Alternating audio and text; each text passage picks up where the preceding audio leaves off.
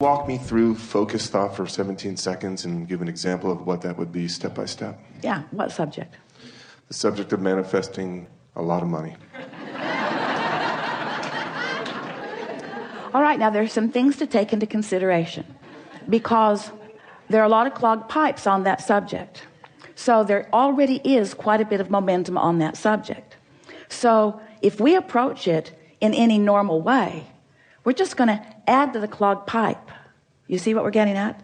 So here's a law-based fact that if you can hear it, it will serve you in every conversation that you have with yourself in your deliberate creation forevermore. The more general you are when you approach a topic where you know you have clogged pipes, the better off you'll be. Now think about what that means. If you don't have any clogged pipes, if you're thinking about something wanted, then the more specific you are, the faster the momentum and the better it is, because you're carving out a path of least resistance to something. But when you're thinking about something unwanted and adding to what you do not want, then the less specific you are, the better off you'll be. Does that make sense to you? What's the goal here? To find the first pure thought about abundance. A pure thought about abundance.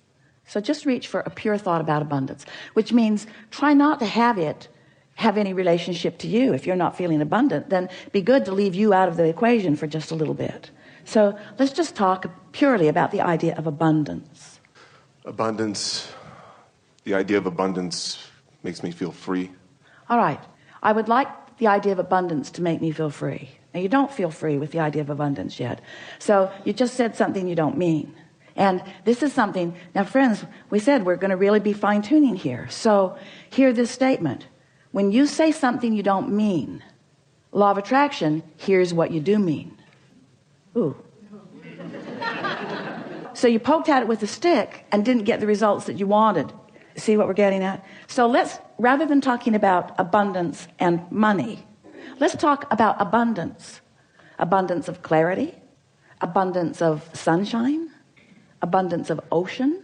Are those easier for you to feel abundance about? Definitely. All right, so with the idea of fewer clogged pipes and just more free-flowing thought, give us some statements about that kind of abundance.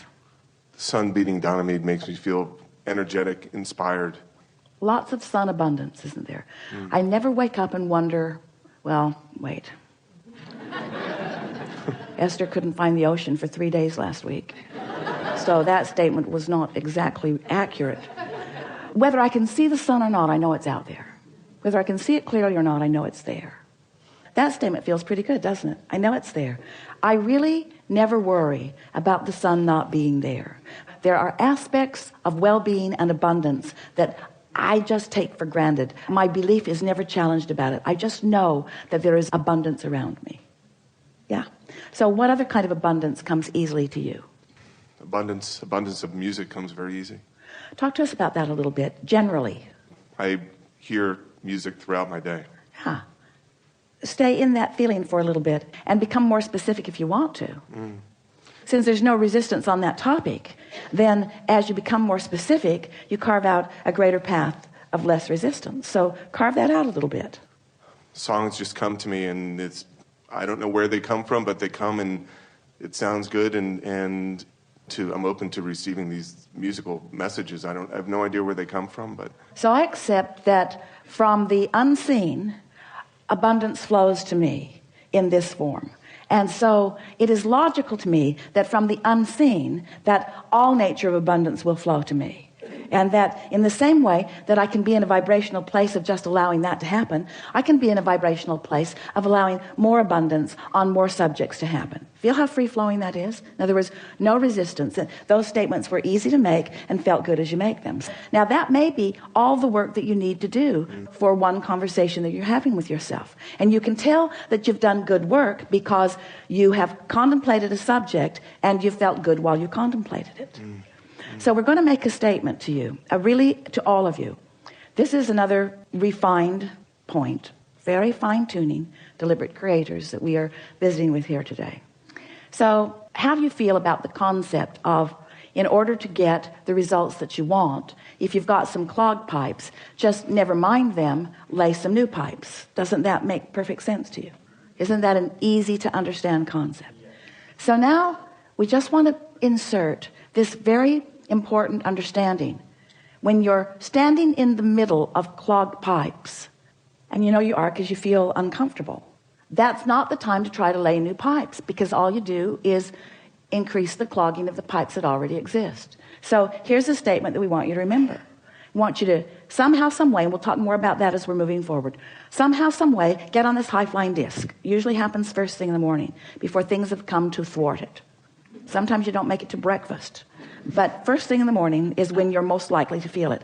And the more you reach for it, the more you care about it, the more you milk it when you are there, the more you will own it, the easier it will be, the more the momentum will be there, the more often you'll be there, the easier it'll be to be there. So let's say you're there, and it doesn't matter if you even know how you got there. Esther was talking to a friend on the telephone the other day, and they got on the subject, and they were laughing so hard. They were laughing so hard that neither one of them could understand what the other one was saying.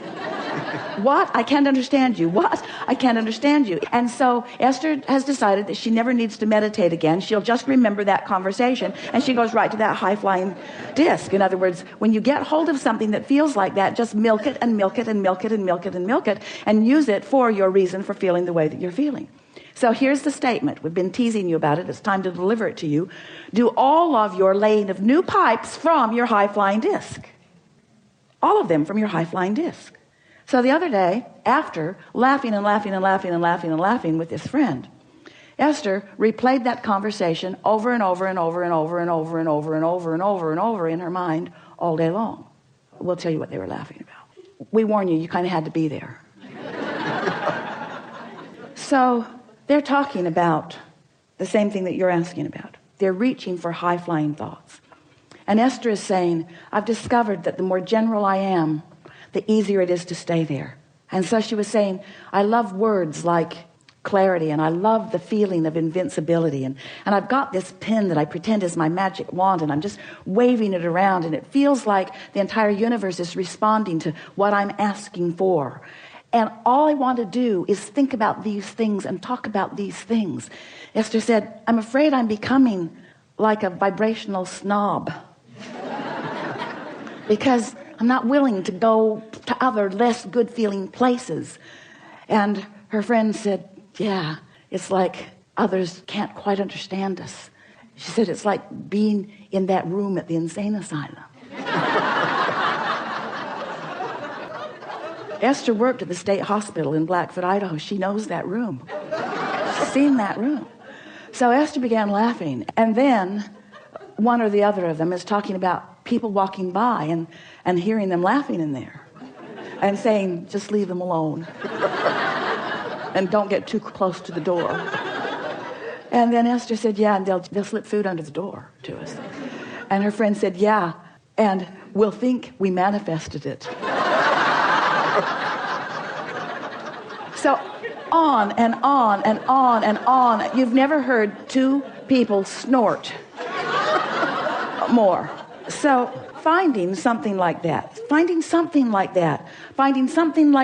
and milking it just for the fun of it, milking it just for the clarity of it, causes you to practice that high-flying vibration and gain momentum at that high-flying vibration and make it more likely that that is the high-flying vibration that you own. Make it easier to be there. So after that, Esther went to bed that night playing that over and over and over in her mind. She had a long conversation with her daughter Tracy, who was waiting to pick someone up at the airport, telling her the story and laughing and laughing and laughing and laughing and laughing.